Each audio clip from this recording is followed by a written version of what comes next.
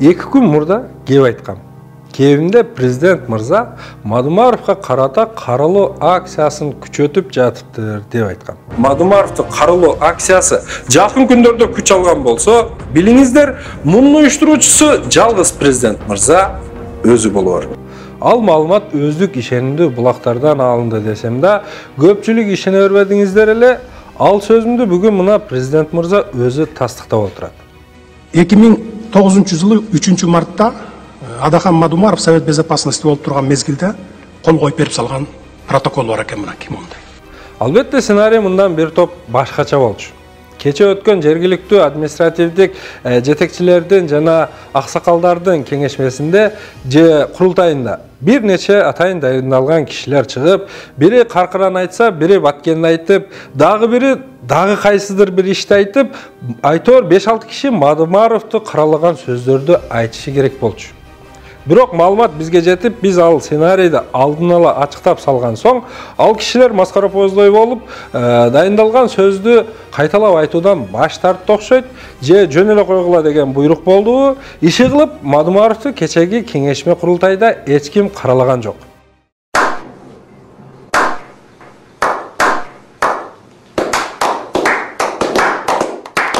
Бирок президент мырза ичи ачышып калганбы айтор, бүгүн тезинен журналисттер менен өзүнө таандык блогерлер үчүн пресс-конференция берип, анын жүрүшүндө бирөөнүн эрте жазда Баткенде болгон кандуу окуяга байланыштуу суроосуна жооп берип жатып, Мадумаров кол коюп берип жиберген экен 275 метр жерди, ошону беттерине кармап тажиктер биз айтканга болбой жатат деп Мадумаровду өзү каралап өттү. Алар муну бетибизге такап атат. Мына Мадумаров секретарь Совет Безопасностьга кол коюп берген деп атат.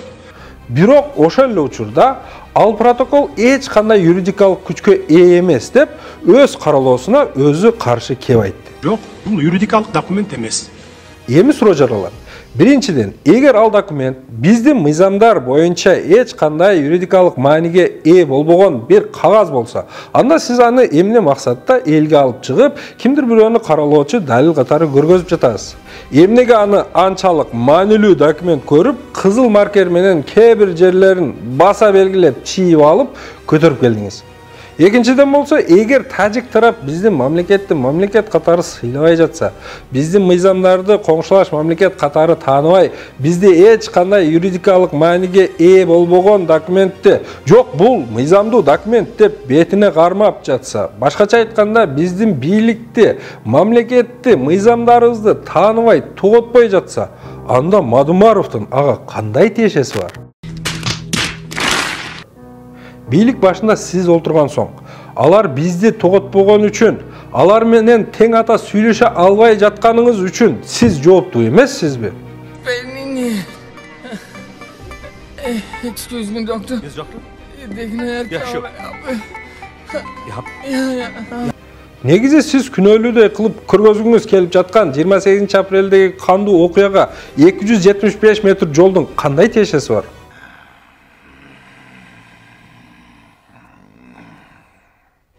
Ал окуя сиздин ошол убактагы дайындаган премьер-министриңиз Улукбек Марипов Головнойду алдырып жибериптирбиз деген сөзүнөн улам. Тажиктер келип Головнойдун башына биздики экен премьер-министриңер айтты деп камераларды орнотуп баштагандан улам ызычуу башталбады эле. Төрткүл суу сактагычына келген каналдын башындагы тилекке каршы алдырыптырбыз. Мен бул боюнча дагы тактадым. Кала берсе 25 апрелде УКМКнын жетекчиси Кемпирабад маселеси боюнча эл менен өзгөндө жолугушуп жатып, тажиктер менен Козу Баглан суусуна Актоок суу сактагычын куруу аркылуу чек ара маселесин тажиктер менен чечебиз деген сөздү айткандан 3 күн өтүп башталбады беле? Кудай кааласа эндиги жылдан баштап ошол жерге Лейлегран Козу Баглан суусуна, дарыясына Актоок суу сактагычын курабыз. Эгерде муну куруп алсак, биз границаны жөнү чечебиз, туугандар. 275 метр жолду эмес, 1 метр жерди да бербейбиз деген сөзүңүз күлкүлүү болду. Ал мындай кол коюптур. Ошол 275 метр жер Тажикстандык экенин тааныйм дептир, ооба силердики деп бериптир дагы. Бирок кайра 49 жылга бизге арендага берип тургула дептир, деп кол коюптур мына. Ал 275 метр жол талаштуу жерди аралап өткөн жол. ал жердин статусу бүгүн деле талаштуу бойдон турат. Тажиктер да биздики дейт, сиз сыяктуу биз да биздики деп айтып келебиз. Мен айтып атам, жок, силердики эмес. Бул жер 100 жылдан бери биз өтүп жүргөн жер Лейлеке.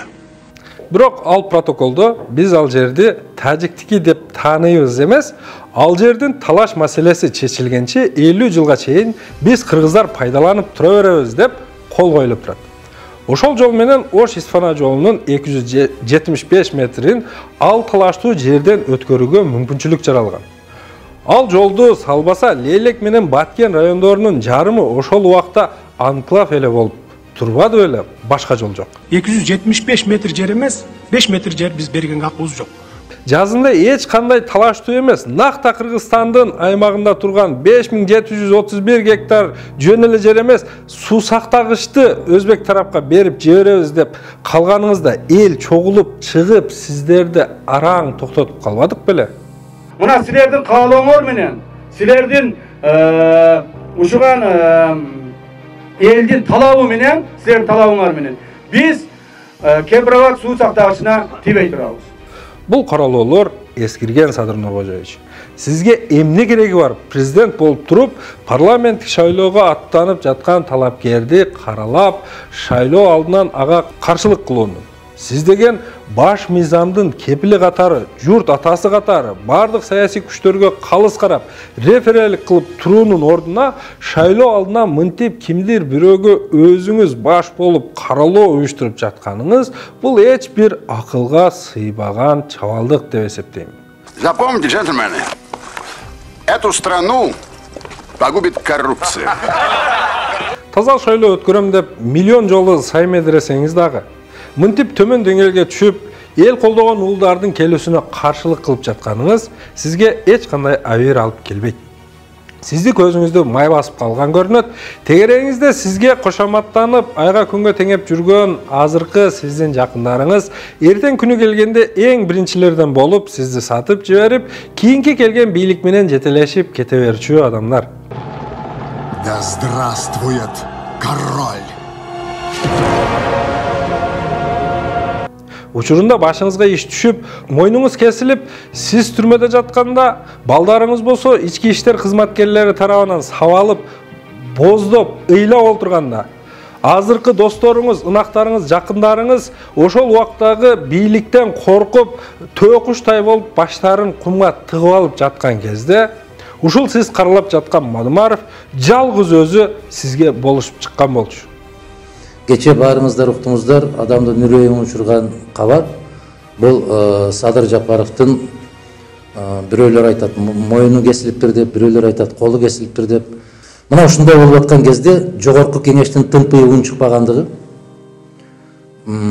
келечекте президент болот элек деп көкүрөк каккан азаматтардын үн чыкпагандыгы, бул абдан коркунучтуу жагдай. Ботодой боздоп, сыздап жаткан эки баласына энесин киргизбей атканда үн чыкпаган эл бул эл болуш кыйын.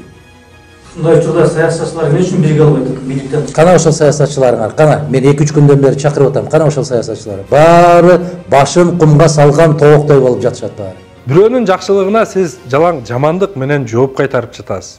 Эртең сизди жардан ары кулатып жатканда дагы ушул киши гана сизди коргоп, сизге жардам колун созуп чыгышы мүмкүн. Мадумаровдун күчтүү таза инсан экенинен коркпоңуз. Сиз жаныңыздагы акылмандарыңыздын, жакындарыңыздын чабалдыгынан коркуңуз.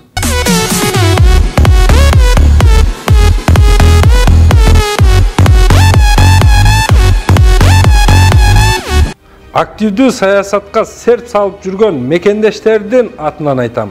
Каралоону токтотуңуз. Таза шайлоо өткөрүңүз. Ошол нерсе гана сиз мөөнөтүңүздүн акырына чейин бийлик башында олтурууңузга себеп боло алат. Каргалар учуп келсе, кар жааштын белгиси. Чабайлекейлер учуп келсе, жаздын келген белгиси. Мадумаровду каралап баштаса, шайлоонун келишинин белгиси.